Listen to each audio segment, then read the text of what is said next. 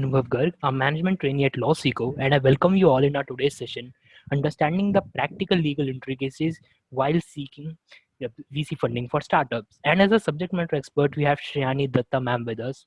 Shriyani ma'am is a former senior associate at AZB and Partners, and she has worked with all the most of the top-notch law firms like Khaitan and versus law, and she has also been an independent practitioner. So thus she has seen the work experience of both the places, how it feels to be an independent practitioner, what are the challenges they face, and she has also seen the law firm culture. So that's why I think she has really brought some good insights on the table. So having said that, if anyone has any question, you guys can type in the chat box and I will put it to Shriyani ma'am. So, ma'am, though I have given a very brief introduction of yours, how about you telling us your journey as a lawyer till now?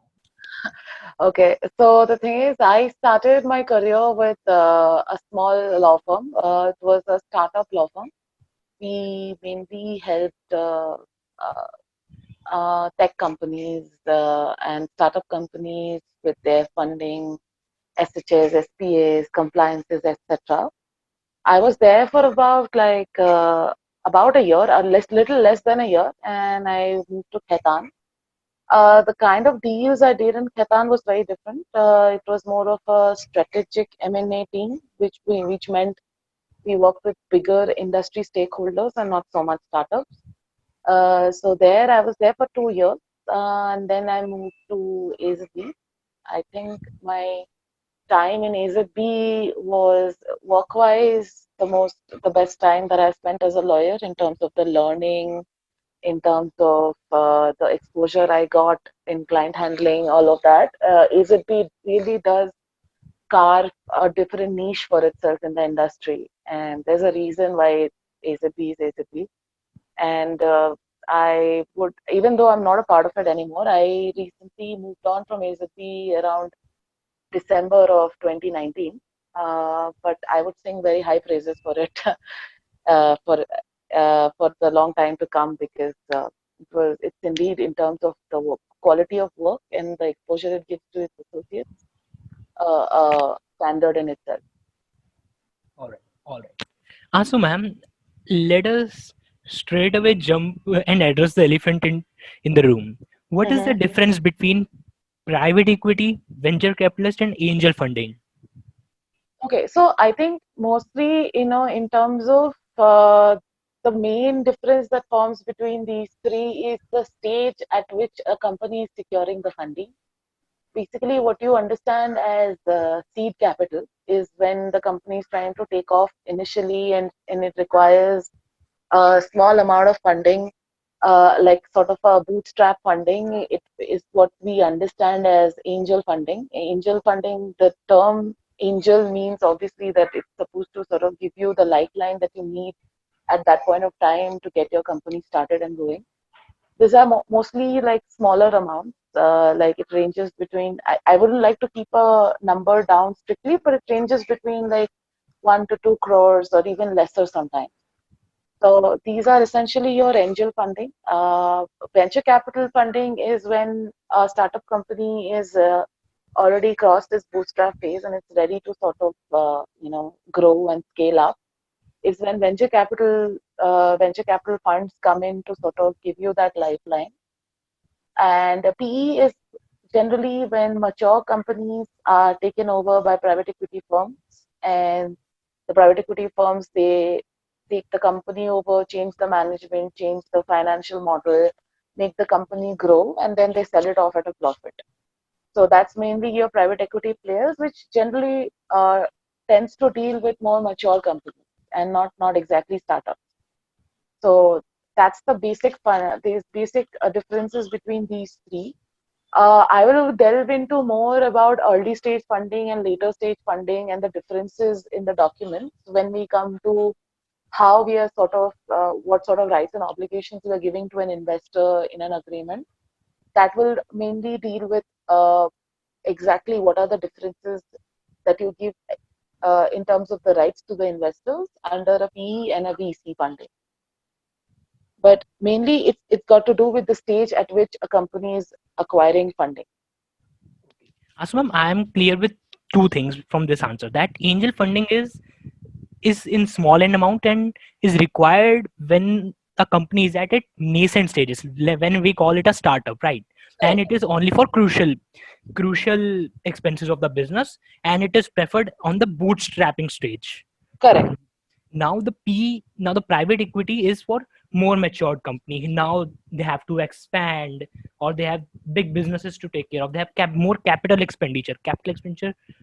uh, I won't explain it. Most of the people know it. So, Mhm. private equity is preferred at that stage. And VC funding, I missed the VC funding part. So if you Venture can repeat capital that. is similar to a seed capital, what you call an angel capital, but it's at a little bit of a later stage. I mean, a seed and an angel funding can be basically the first funding that your company acquires. It can be from a family member as well. Venture capital firms are basically for younger companies, startup companies. It is at a stage between PE and angel. Okay. So can I say that angel investment is, you know, venture capital is an extension of angel investment. Can we say that? Correct, correct, correct. It's at a later stage than angel, but it's not as nascent as angel. It is at a little bit of a later stage than angel. And there are venture capital firms specifically which invest in these portfolio companies, which are generally early stage startups to get them growing. The venture capital firms, they have a lot more interest in their portfolio companies in terms of advising the management, helping them grow, helping them scale up the business. And venture capital companies usually is when a PE gets interested is when a venture capital exits. Okay, a venture capital firm will exit at a profit, at a higher sort of return on its investment when PE firms generally get invested in your company. Maybe at a Series C, Series E investment is when the PE firms will get interested. Is when venture capitalists, they generally exit and they take that money out and they sort of invest in other portfolio companies. Understood. So, uh, so private equity players enter when the venture capitalist exits. That Correct. understood, ma'am. So, ma'am, when does a business go from angel investment to venture capital? It depends. It depends on the size and the scalability of the business. I mean, there is no such direct answer. It depends on what sort of the growth the company is looking at and what gets the venture capital firm interested in the company.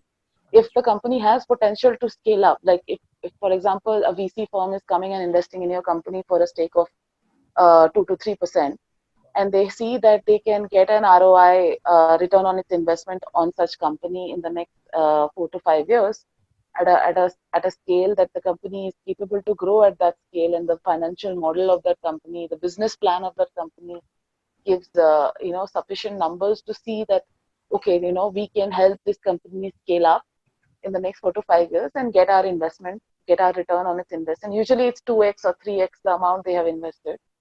And if the VC firms see that potential, they will invest in. Got Okay, it. it can be within 1 year of your company starting, and it can be within 5 years of your company starting. It depends on the stage at which it is in right now, the growth stage. Understood. Ma'am, though I think it would be a bit unfair to ask, but can you illustrate this by giving us an example or something of that sort? Example as in Illustration, like if you can think of any company who has gone from VC to angel funding, and you know about it. Or, yeah. okay, let's say let's say uh, are you aware of this company called Porter, the truck, it's like an Uber for trucks. Okay. So Porter bootstrapped their own company by their own money. Okay, so there was no angel funding as such. Okay, they used their own friends and family, borrowed money from parents, whatever. They did that initial funding of the company that you required for your share capital and for your initial expenditure. And they secured like what you call a VC funding, which is like a Series A or Series B funding within 1 or 2 years of its incorporation. And when it that was a VC funding which was generated by smaller VC firms. Okay, and when the company started growing exponentially, okay, is when PE firms got interested, like a Sequoia maybe, and they came in at a later stage, around 3 years or 4 years of its incorporation, to pump in more money because they believed in the growth of the company, and they put in a Series D or Series E funding by the PE company. Like, it necessarily does not mean only one round of funding by the PE firms. It can be like a stage wise growth as well. Like, they will invest, let's say, $1 million at first to you, and depending on your performance, in another 6 months or 1 year, they might invest another 2 million or 3 million. So it all depends on the performance of the company, Understood. which there's no direct answer. If you have to analyze it case by case. Understood. So another thing which we have got good understanding of is venture capital funding uh, is commensurate with the financial performance of company, how the company is doing in terms of its ROI, what are the growth prospects, and those sorts of things. But that is not the case with angel funding. Investors put angel funding when they want to kickstart the company and want to give it a chance, but they put Correct. more investment in the form of VC when they see that, yeah, this company has potential, they have given us some figures, and Mhm. there is a future for it, right? The angel funding generally comes from individual investors also. It can be like, I have extra money lying around. If I have extra money lying around, like, let's say you have 1 crore in the bank, and you want to put it, you want to help your friend. You Yeah. can be an angel investor. Okay. All right. And basically, it need not be a firm or a sort of a organized series of people doing the investment, like PE firms or venture capital funds do. PE firms generally have like a collated pool of funds, like a KKR, or Totally. the likes of these kind. They'll have a collated pool of like $1 billion or something, which they need to invest to give return to their investors. Okay.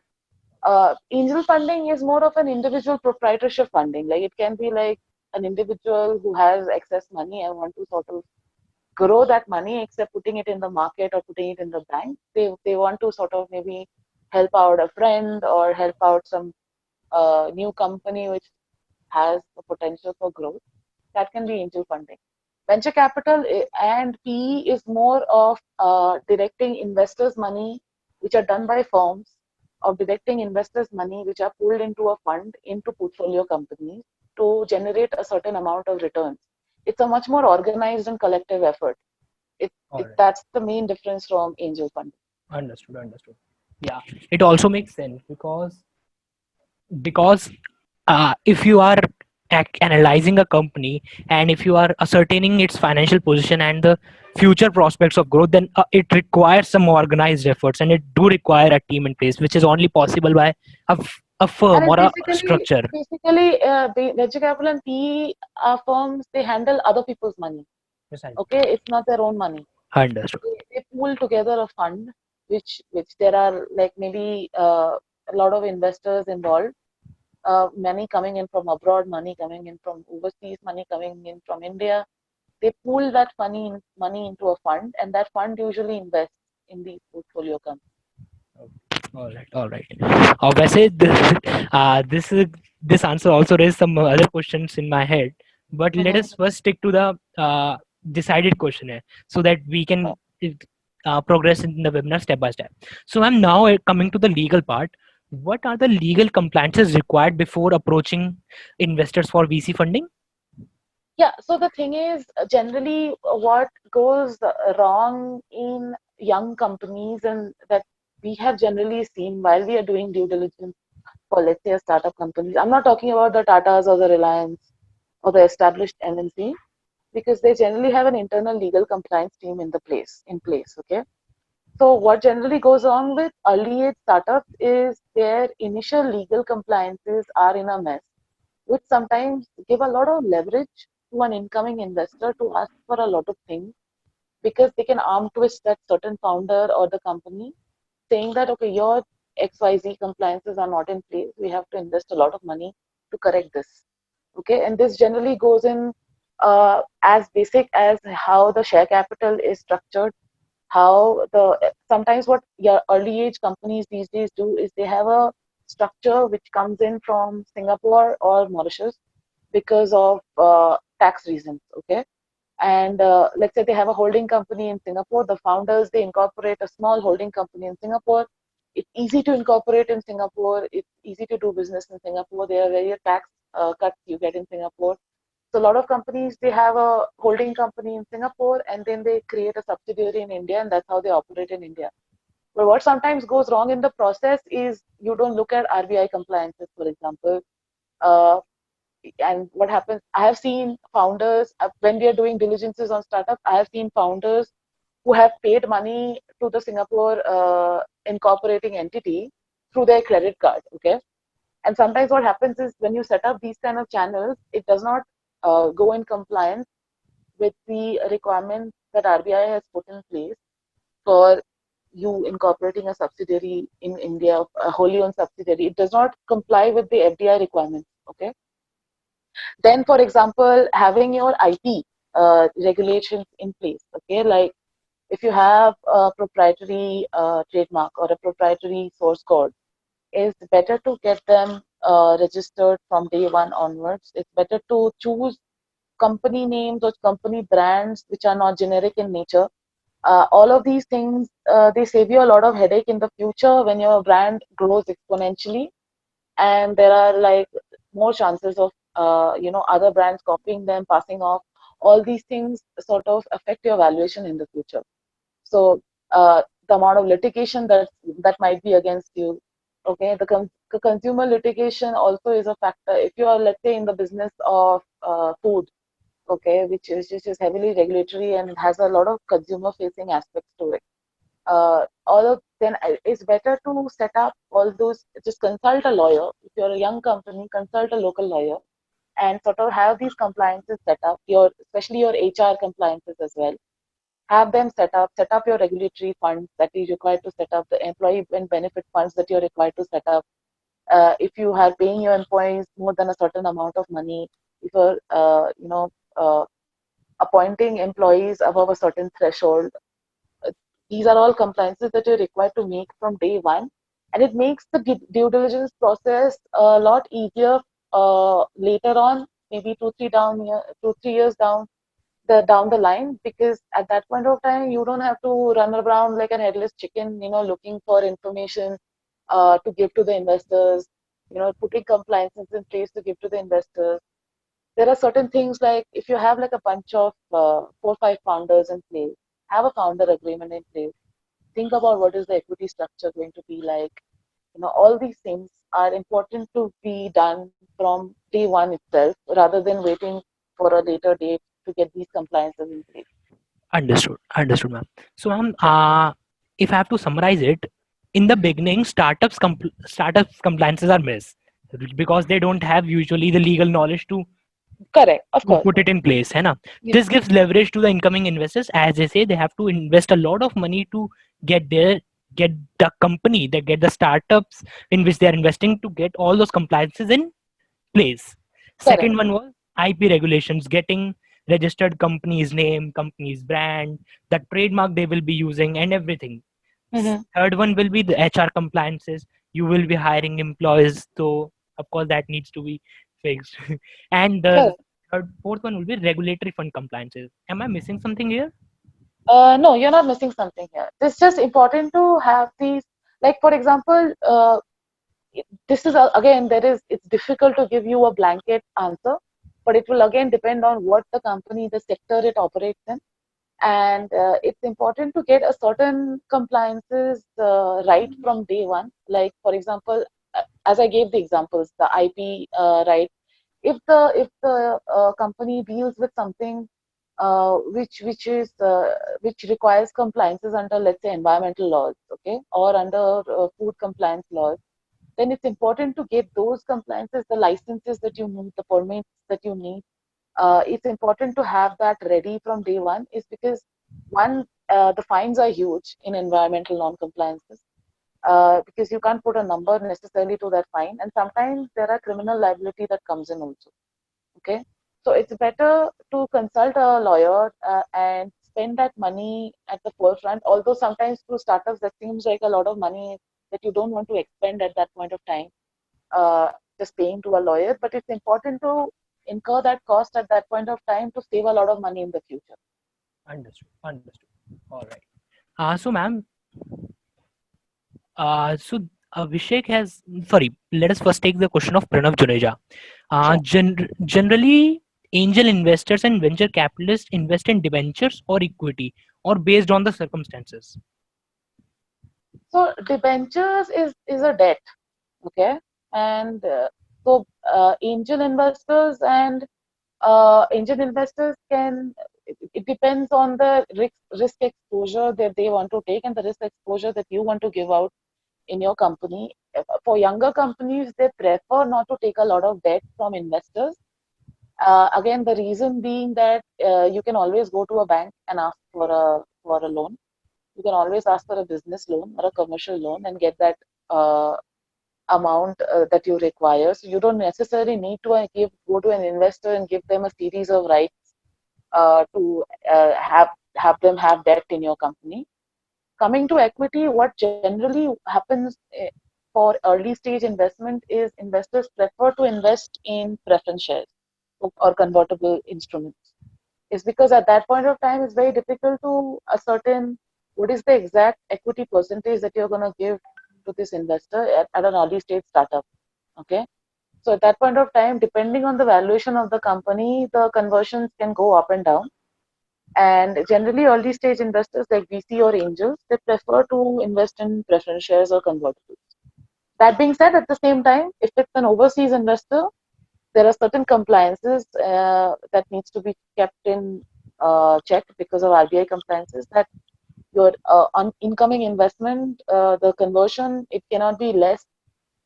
So let's say you get an angel investment and you get an investor and you give them a preference share capital, which are convertible to equity at an exit stage, right? At that point of time, one thing that you need to keep in mind if the investor is coming from overseas is that when the shares are to be converted at the time of exit, the conversion cannot be less than FMV at the time of the investment. Okay, if it's less than FMV, then it requires an RBI approval. And FMV is not the FMV at the time of conversion, FMV at the time of the What is investment, FMB? fair market value. So whenever you invest, your valuation is done in a company, and the fair market value of that of the shares of the equity of the company is determined by a CA form. Okay, and the fair market value becomes essential in case of an overseas investment, right? Because uh, it acts like a benchmark, okay, beyond which you need require certain RBI approvals. For example, in case of uh, the example that I showed you right now, in case of a preference share capital investment, and you're converting the preference share to equity later on, depending on the stage at which you are in right now of your investment, then it needs to be, the FMV needs to be tracked. Okay, it cannot be less than the FMV that it was at the time of investment. Understood. I think, but that I am digressing a little bit from the question. But the main question that was there is debentures or equity. Again, that differs from case to case. Debt has its own set of regulations that needs to be done in case of FDI. In case of debt that's coming from overseas, there are a series of compliances and there are a series of restrictions also in terms of what kind of debt a company can incur. In case of inbound investment, Indian investments, of course, angel fund, if they want, they can, if and they don't want to expose themselves to a lot of risk, they can do it as a debt. It sometimes to get debt from an investor might be cheaper for a startup because banks have a higher rate of interest. So it all depends on kind of uh, you know uh, what kind of financial statements or a balance sheet that the company wants to present to its future investors. If it wants to show a lot of debt on its books, it might not be necessarily a good thing for it. So it all depends on a case to case basis. But to answer your question, it can be both. Understood. All right, ma'am. All right. Uh, so someone has asked this. He has messaged me privately. What are the HR compliances?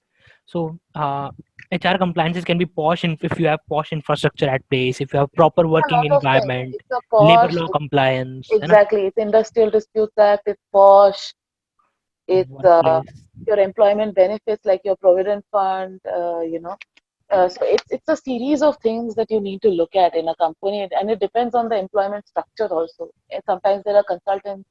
If you have subcontractors, you have to get a license. If sometimes there are, certain thresholds under the IDA, Industrial Disputes Act, beyond which you have to get a certain permits from the local labor office. So there's no one blanket answer that I can give. It'll be like a lot of things under the law that a lawyer needs to check to give you that answer. But it can range from various things. It can be also you need to get a basic shops and establishment license as well. So that also comes under your labor law compliance.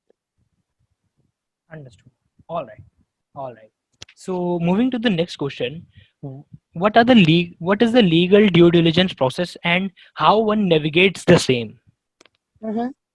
So I think what's important for early stage startups is to have knowledge, because generally what happens in bigger due diligences with more mature companies is that they usually appoint one of these consultancy firms like your McKinsey or these kind of firms to have a clean team in place, okay, in terms of setting up the virtual data room. You know, I'm sure everyone's aware of what a virtual data room is, and it's If you can important. briefly explain, very It's like briefly. it's a virtual sort of a server where documents of the company are uploaded, so that the people who are conducting the legal due diligence and the financial due diligence of the company can access it remotely, okay, online, All right. basically, without going to the company physically and checking the documents. It's as simple as that. So at the same time, when this BDR is being set up for early stage companies, it's important to know the kind of information that they want to share on this BDR, because initially when the investor is checking your company and checking the compliances, that if the compliances are in place, etc., etc., sometimes there's a tendency, because see, founders can be sometimes very young, they're college graduates, right?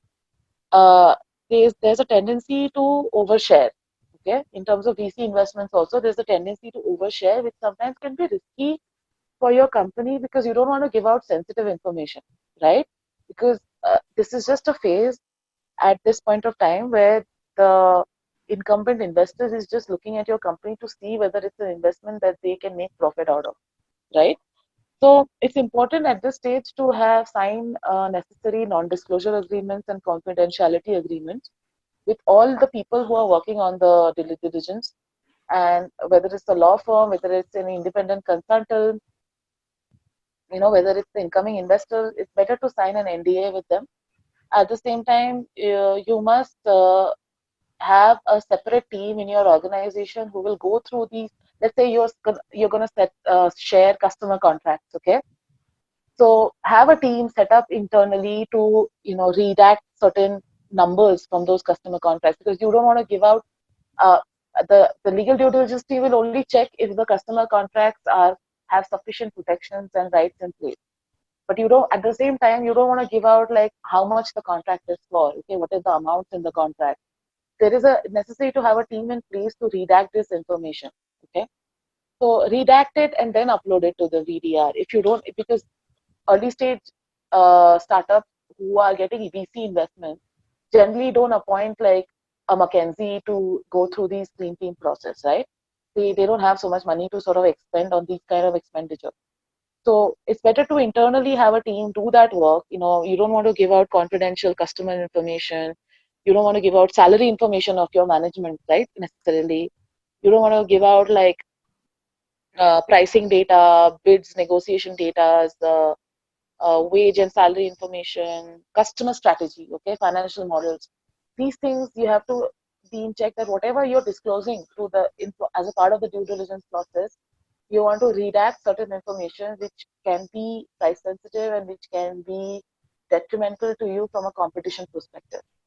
Okay, so this is what I meant in terms of setting up things before a legal due diligence.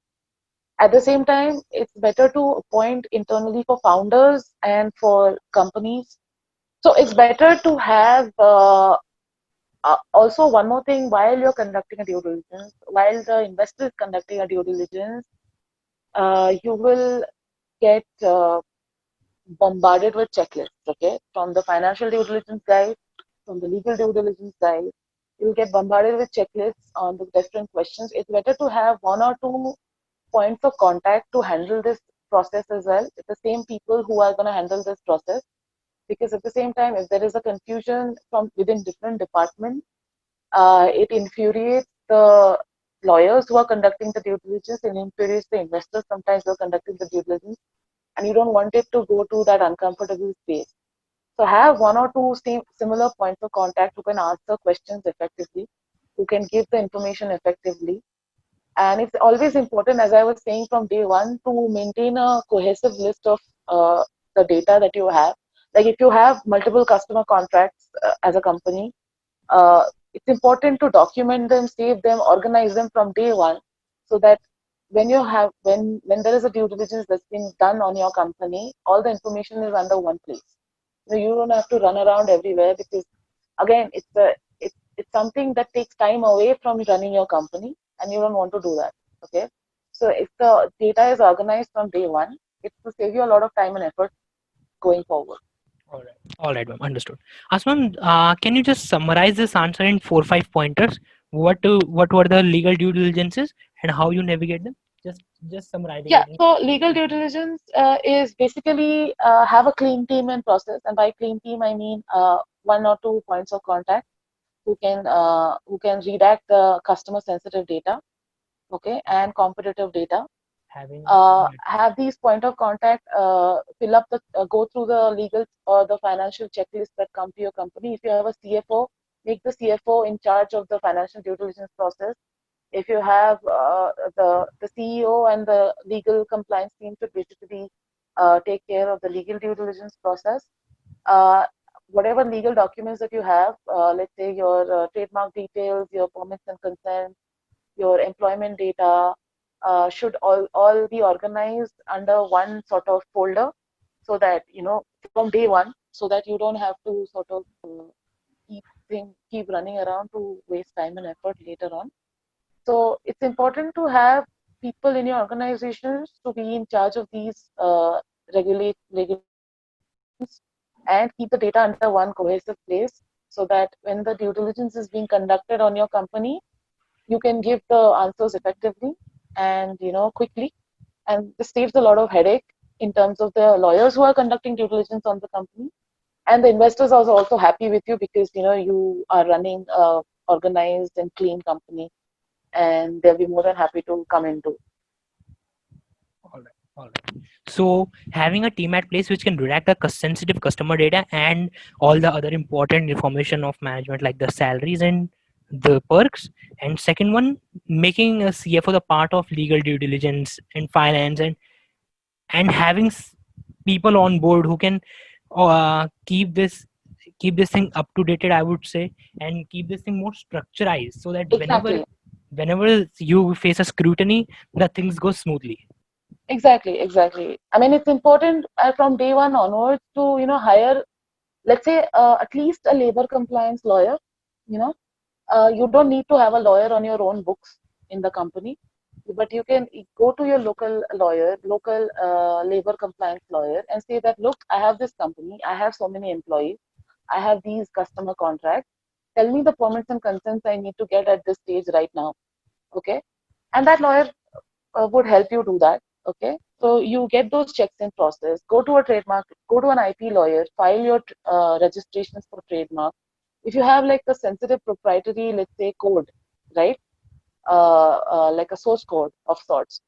File a copyright for that. Even though it's not required under Indian law, keep it ready. Okay, if it's not too costly, keep it ready for you. And generally, copyright and trademark registrations in India are not too costly. It's like 4,000-5,000 rupees for one application.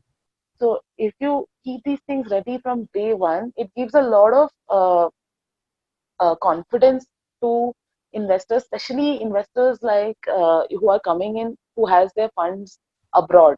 Okay, especially American investors. It's very important to have them checks and compliances in place for them, because they are quite anal on these kind of compliances, and it gives them a lot of confidence to see you that you have these things in place.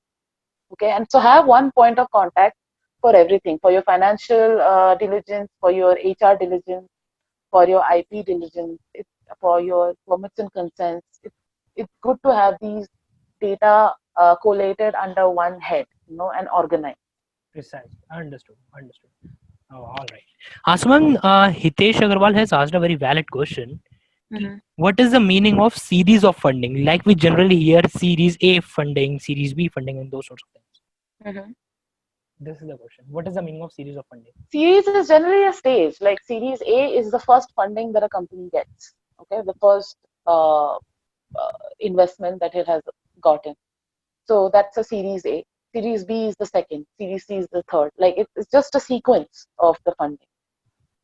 And Uh, sometimes what happens, you have to uh, segregate these into Series A, Series B, and give them terms, is because sometimes what happens is there is one shareholders agreement for a different investors. Okay, and what happens is let's say Series A investors have invested in preference share capital of a certain class, and then another series of investment comes in, which we'll call Series B. Okay, let's say the Series B investment has invested in preference share capital of a different class. It has different rights and obligations than the Series A funding. But the shareholders agreement is one cohesive shareholders agreement which has both these investors in the same place. The second one will sign up to a deed of adherence and come into the same shareholders agreement, and there'll be some amendments to the shareholders agreement to make place for the Series B investor. So just segregate the share capital. This is Series A pref share capital. This is Series B pref share capital. Series A pref share capital has XYZ rights attached to it. Series B pref share capital has ABC rights attached to it. So just to segregate them, it's the stage of the funding that you get. okay. So Hitesh, does that answer your question? Can you write that in the chat box? Okay, let him write. So next question has been asked by Sridhar.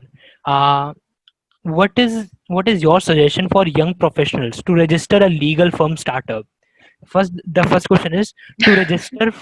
Uh, this- to Does it register mean that firm. There is a fall. There is an extension of this question.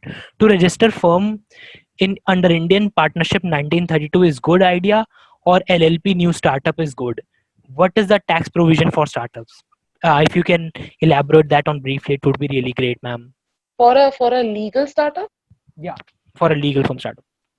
Actually, I have to look into this. Yeah, I have not looked into this area. Like I don't have my own legal firm, so I haven't really looked into this area of law as to what is beneficial if it's to incorporate as an LLP or the new partnership All right, provisions. all right, all right. I probably will need to get back to you on this. All right. So we will provide you the email ID of Shreya ma'am, and you can reach out to him for this query later on. Also, one more thing, there is a session on Lawsico's YouTube channel on how to convert your legal practice into a law firm. So you can also watch that. It is with Kunal Madansar. It is a really insightful one. So, ma'am, Hitesh has made a follow-up question. Does it mean that angel investment is a series of funding? So he's asking, does this mean that angel investment is the first in the series of funding? Mm, can be, cannot be. Generally, what happens is angel investment is, let's say, your uncle, okay, is the Okay. angel investor in your company, and he just gives you, like, he says, I have 1 crore lying in the bank, I'm very rich, and I'm going to give you that money to start your company. And so you give that uncle some sort of share capital, or it can be like a debenture also, as I think one of the earlier uh, participants had suggested. So Generally, angel investors don't have a lot like written contractual rights and obligations in place in the company. It can be a basic shareholders agreement. Okay, sometimes there are not even any SPAs that are involved, like share purchase agreement. It can be just a basic shareholders agreement saying that your uncle is a shareholder in the company and he has these XYZ basic rights, like exit options, for rights of ROFO, all these things. Uh, but it's not like an exhaustive uh, right, an obligation that a VC firm or a PE firm would insist on and have their lawyers negotiate for them. So you might call it a Series A funding depending on who's the investor, but sometimes it's not a Series A funding also. It's just basically an equity holder in your company that exists on day one. So it all depends actually. I mean, whether you want to classify it as a Series A or Series B, it again, as I said, it's just for It's demarcation just a and it is nomenclature, yeah. exactly it's just a nomenclature. It does not have any legal implications. What you call like for Series A or Series B. All right. So, ma'am, we have talked a lot about what are the rights investors will get, and startups are really conscious. Mm-hmm. So, uh, how about how about we now addressing the negotiating operative agreements like rights and obligations of investors? Yeah, I think we can get to that. Just give me 1 second. All right. All right. Hitesh has got the answer. He wrote, understood. Thank you. Okay, great. Yeah. So, Yeah. yeah. So in Repeat terms, the question. yeah, the pointers that we spoke about of an investor basically. So I think there are few things that we have already spoken about during the discussion. Like I will not go into it again. Like the class of security basically. Again, it can be pref shares, it can be equity. Okay, and if it's a convertible, make sure that you sort of have your legal, whoever is the lawyer assisting you, check up on the RBI compliances that is required if it's coming in form of an FDI. One more thing that you have to keep in mind is there are if you're giving out a pref shares have dividend rights attached to them. Okay, it's generally pre-identified. It's the same for VC, it's the same for PE. Okay, so pref shares you have to give out dividends annually, and you have to check the amount of dividends you have to contractually agree to it. Okay, uh, is generally you cannot exceed 300 basis points above the prime lending rate that is prescribed by the SBI. It's generally SBI prescribes your these certain points annually, and it cannot be 300 basis points above it. You have to keep checking it from time to time if there are any changes in the law. Then there comes liquidation preference. Okay, so what happens is in case of a liquidation, okay, it's the investor generally gets certain rights to receive the pro rata proceeds of such liquidation event. Uh, VC and PE generally insist on something which is at least equal to the amount that they've invested or a little bit more. Okay, it will depend on the kind of leverage that they have at the time of negotiating the documents, and it's again like it's a financial call that needs to be made. It's not necessarily a legal sort of a compliance, but it's a financial call that you need to be make in case. But you remember one thing, that in case of an FDI, they are not entitled to get any assured returns. You can look at the assured returns circular on the RBI to get an in-depth understanding. It can be linked to like a fair market value at the time of that liquidation event happening, but it cannot be, if it's money coming from overseas, you cannot basically guarantee in the document that okay, at the time of liquidation you will get 2x of the amount that you have invested. That basically comes under the ambit of assured return. Okay. So iPhone has asked, what is the position of liquidation preference shares under Indian law? The I don't understand the question. What is the position? What are the laws pertaining to liquidation of preference shares under Indian law? Liquidation of preference shares. Liquidation preference is not preference shares. Okay, liquidation preference is the preference an investor gets at the time of a liquidation event. Like sometimes your company goes under liquidation, right? For whatever the event can be, whatever the reason that might be. In such a case, uh, what happens is, and liquidation preference can mean like a complete sellout of the company as well, okay, to a third party. So what it means essentially at that point of time is that the preference the investors get in getting their money first. Okay, it's not nothing to do with the nomenclature of preference shares. It means, but okay, in terms of the hierarchy that you say, obviously debt will get preference first, then preference shares, then equity shares in the end, as per Companies Act. Okay, for debentures, then your pref shares, then your equity shares. Per law, will get that. But let's say there are classes of investor who holds preference shares. So who will get preference first? That will be determined contractually, right? Or there are two kinds of equity shareholders who will get preference first. That will again be determined contractually. So the your shareholders agreement will have these liquidation preference clause, which will say that me being a shareholder of let's say 5% of shares, I will get liquidation preference of 1x in my investment amount at the time of liquidation. If I'm an Indian investor, if I'm an overseas investor, I can just say that I will get the right to the money first, but I can't say what I will come under a provision which is assured returns under the FDI circular. That's not allowed. Basically, I cannot contractually say as a foreign investor that at the time of execution, I will get X amount of investment back. Okay, I can only All link right. it to a future All right. eventuality. I cannot link it to an uh, deadline. Okay, so that is liquidation preference. All right. All right. Uh, Then yeah, I can hear you loud and clear. I was saying ki we missed last two three lines. So if you can repeat. yeah, so the last two three lines basically was that liquidation preference is basically preference of getting your investment proceeds at the time of a liquidation event, and it differs for domestic investors and overseas investors.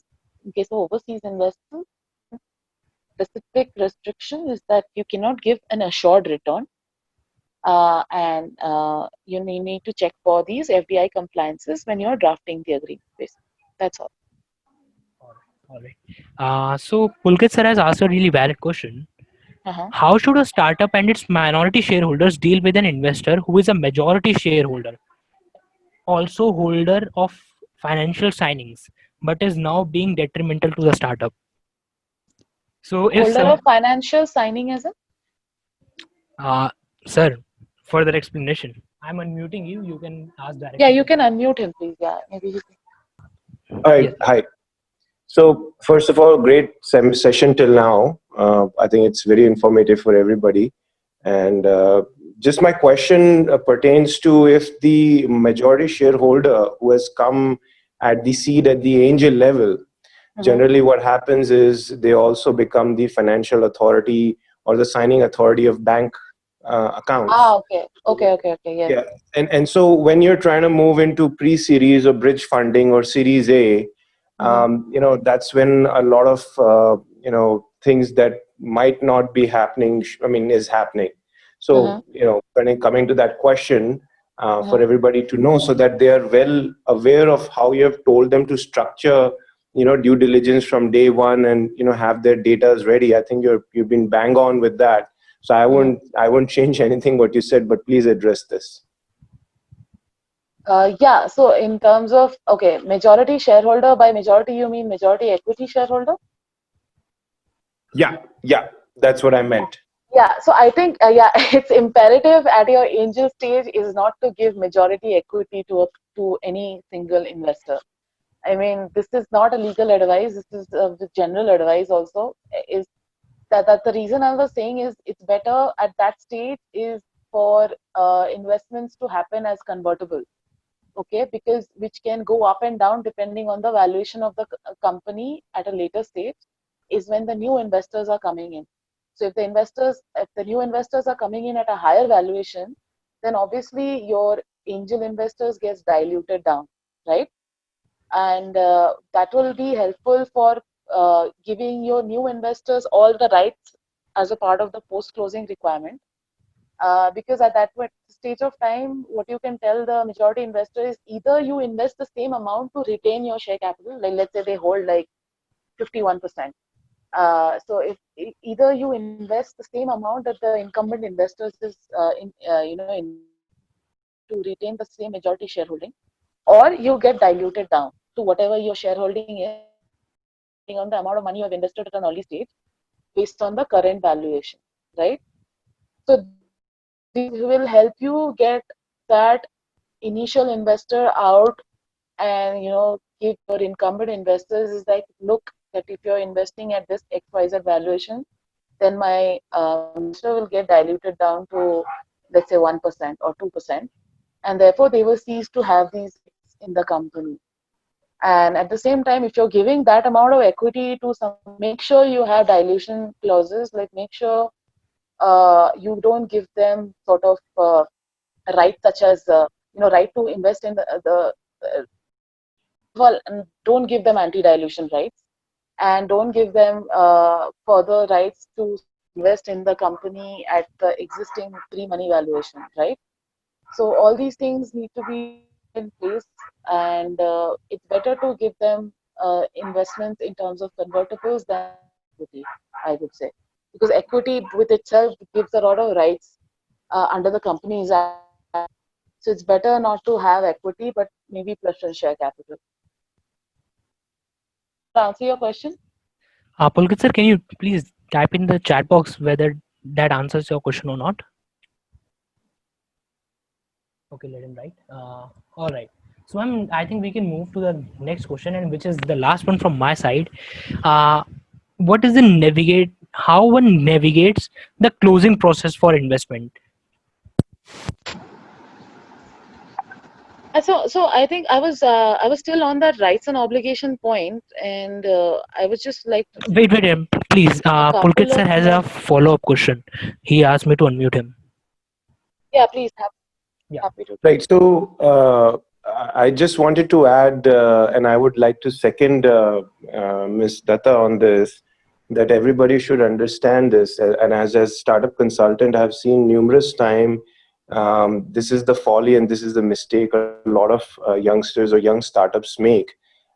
So it is for you all to really understand what has been just said, because a lot of times eventually even a new investor who'll come at a later stage and finds somebody sitting like that, it will discourage them for investing. And I think your due diligence can take longer, with a lot of other complications. And somebody who's holding that position doesn't want to lose that position. So it is absolutely what I wanted to hear, and I wanted others to also know that it is very important to set up your IP, intellectual property, your legal terms and conditions, and your data sourcing properly at the foundation of your company. And if you do that, I think you'll have a easier way to go forward. Thank you Yeah. so much for the words. All right, sir. All right. So yeah, ma'am, you were telling us something. Yeah. So I think going forward on this, there's one more, two more points that I want like founders to be aware of is also the kind of so generally what happens is that VC stage funding or even PE funding, there are certain restrictions on the founder share capital that they hold in the company. Okay, like there are lock-in provisions saying that the founders can't transfer their shares, or there are typically like a tag along or a ROFO or a ROFO attached to the transfer by the founders. I think it's imperative at this point, depending on how much negotiating power that you have, to sort of have certain flexibilities drafted also in the agreement. Maybe let's say, because in case you need money, for example, you should be allowed to transfer at least like 1% of your shareholding or 2% of your shareholding. It's better to negotiate a ROFR instead of a ROFO. Okay, in case of transfers, try and not give tag along rights to investors if you're just transferring like a minimum amount, like let's say like a 1% shareholding. Try not give an investor a tag along right to for that.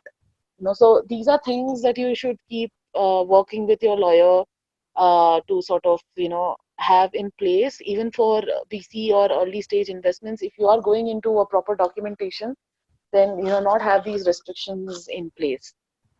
All right. So that's important. All right. Thank you, ma'am. Great insights and great insights, great actionable insights. We can actually take this knowledge and apply it in the real life, and we will get some results. So thank you so much for uh, being so resourceful to us. Okay, Happy ma'am. to So, happy to do that. all right. So this is the last question from my side. Now, then afterwards, we will invite more and more questions from attendees. They can unmute Yeah, themselves and ask. So, last yeah. question is how one navigates the closing process for investment. Correct. So closing is, of course, the most important point of an investment because obviously the money is hitting your bank account, right? What is required in terms of closing for early stage? Now, there are two kinds of closing. One is a simultaneous closing. One is there is a time period that's there between signing the agreement, like signing the SPA and the SHA, and the closing process. Okay, in terms of the first one, the less risk for founders because the day they are signing everything is the day the money is hitting the bank account, and that's the end of it.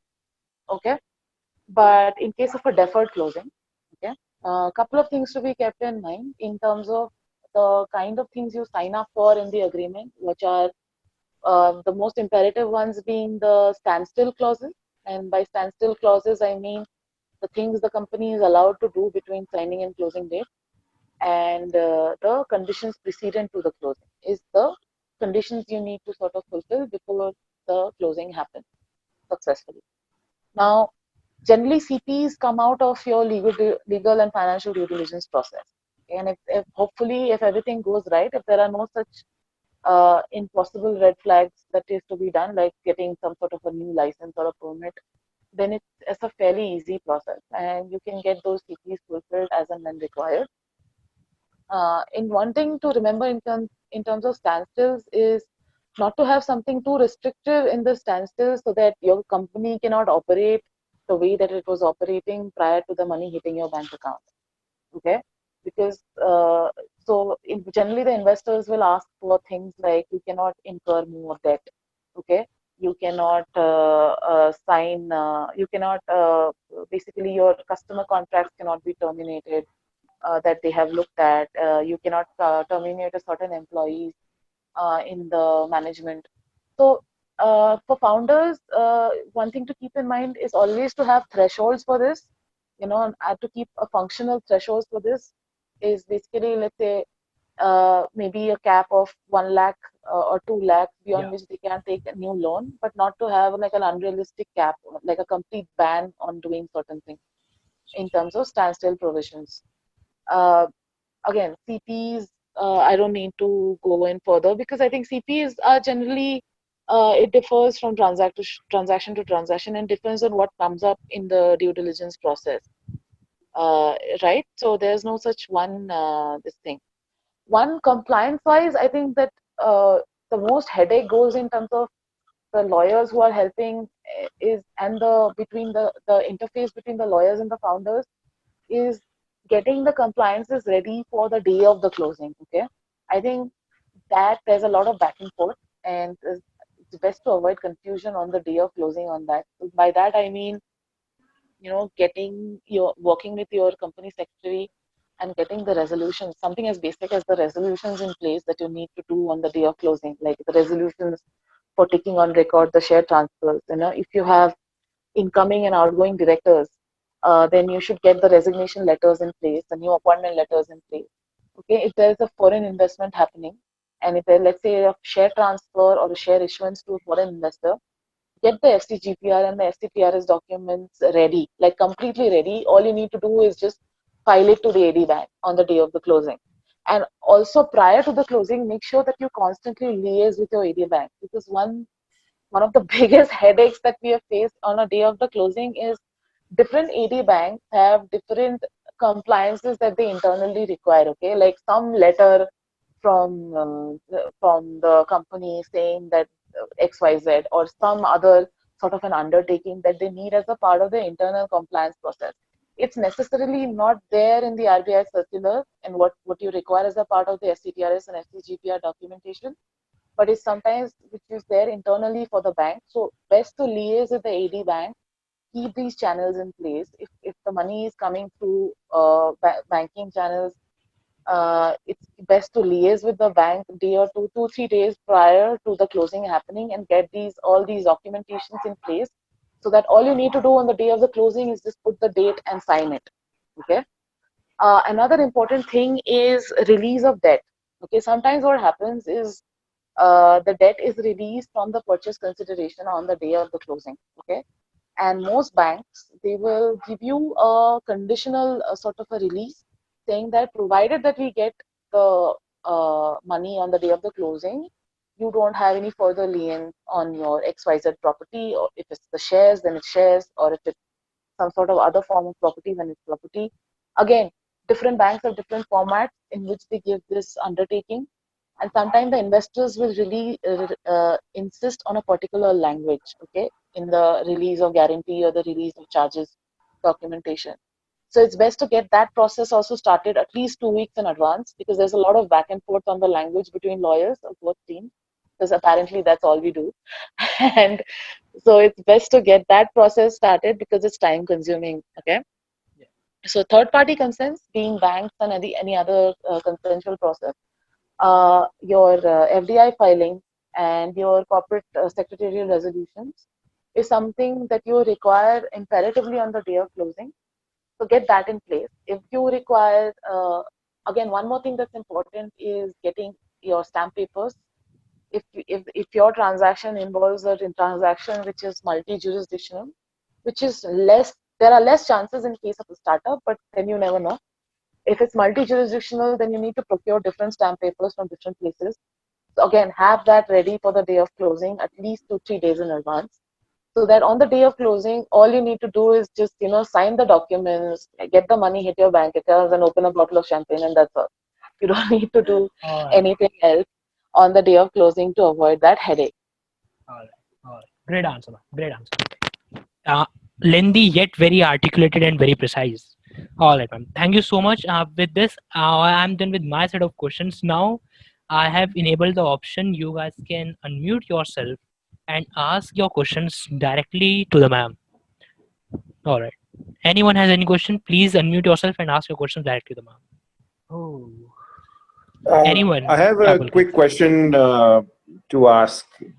Post COVID, how are you seeing the funding opportunity, Ms. Datta? How do you feel that the investors are working, towards ensuring that the funding is happening and the startups are getting what they deserve?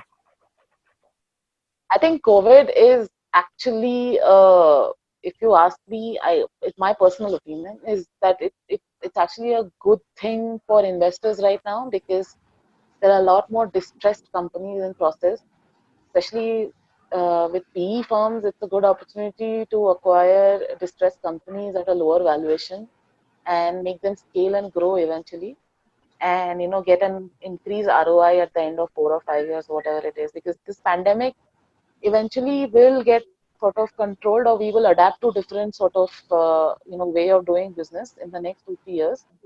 And what will happen is, right now, the same thing that's happening with the market is, it's in, people are saying it's good to invest in distressed sort of model, so that you get a higher return once the market corrects itself. I think the same thing is going to happen to investors as well, especially to do with tech startups which are not dependent on logistics and commodities. I think is like a good opportunity for investors to come in at this stage.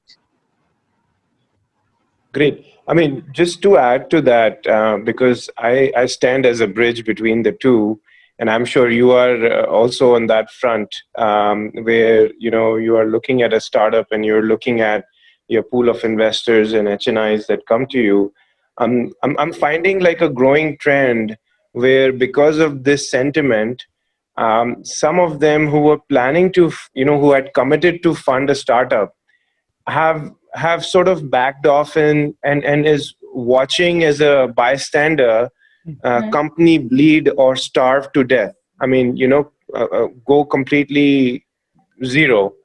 So it is definitely a good thing. What you're saying is there are many companies who would be wanting to raise funds, and they deserve to raise funds.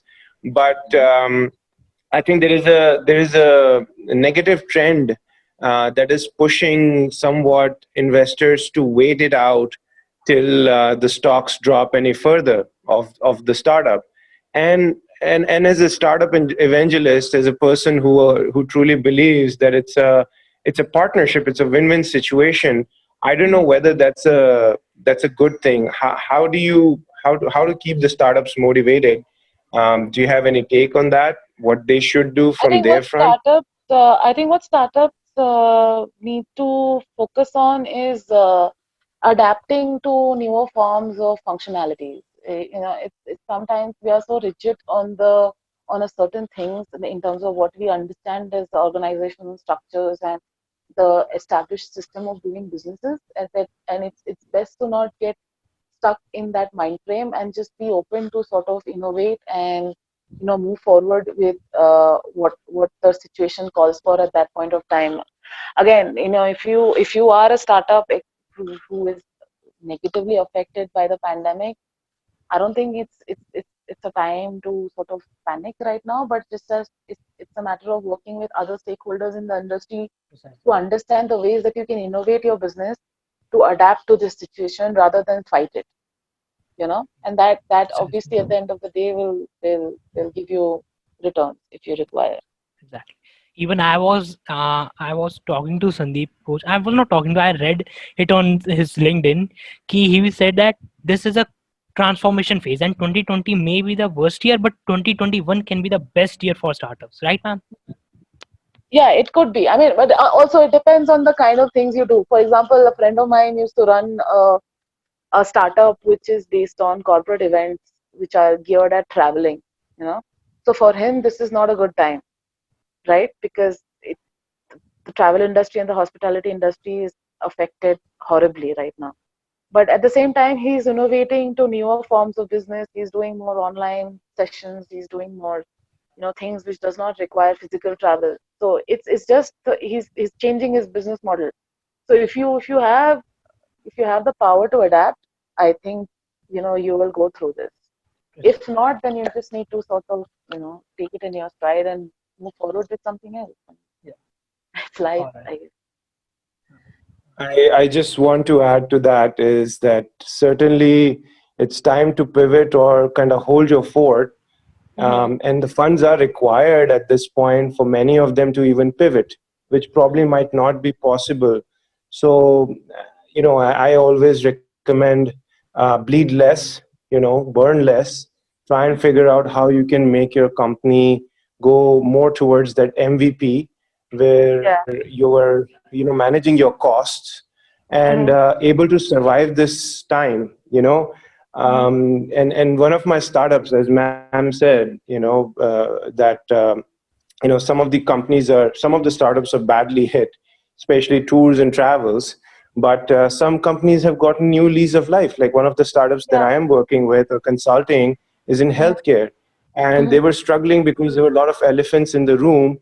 And suddenly, because of COVID, Mm-hmm. they have now a new lease of life because they had a telemedicine platform up and running, and suddenly there is an adoption that has grown up. And a good example is the platform we are using right now, Zoom. I Zoom. Yeah, mean, it exactly. has I was. it has gone to the next level. Mm-hmm. So, Pulkit, if you want to brainstorm more, I think my email ID is available with Anubhav. He'll be sharing it to the group, I think. Yeah. And, Yeah, Can you please type it in the chat box? Sridhar is asking it for me for a long time.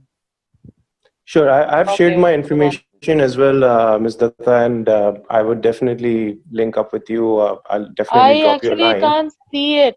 Actually, Pulkit, Yeah. I can't see yours, this thing. Oh, okay. But I have shared I my email. Maybe you can just drop me a line and, we can connect on separately. absolutely. I Is my look email forward ID for that. visible to everyone? Yes, ma'am. Okay, good. Uh, all right, ma'am. So YouTube. Someone is asking for YouTube. Like, this recording will be uploaded on YouTube. You can check it out there. It's on the channel name Loss Eco. We have 25,000 subscribers. All right. So thank you so much, everyone. I don't think anyone has any question. Yeah. So just one more thing I would like to say is, can you please rate this session on a scale of 1 to 5, with 1 being the lowest and 5 being the highest, in the chat box, so that we can get a sense of feedback, like how we performed in those. Okay. 5. I give you a bonus mark, Anubhav. I think you guys did a fantastic job, and thanks to Shiani ma'am. I think she was bang on with all the various pointers she said. So a brownie point from my side. Very kind of. Thank you so much for the kind words, sir. Okay, so everyone has got the Shriani ma'am's email ID. So, okay, all right, people, we got your feedback, we got your love. Thank you so much, everyone. Break a leg. Bye bye. Take care.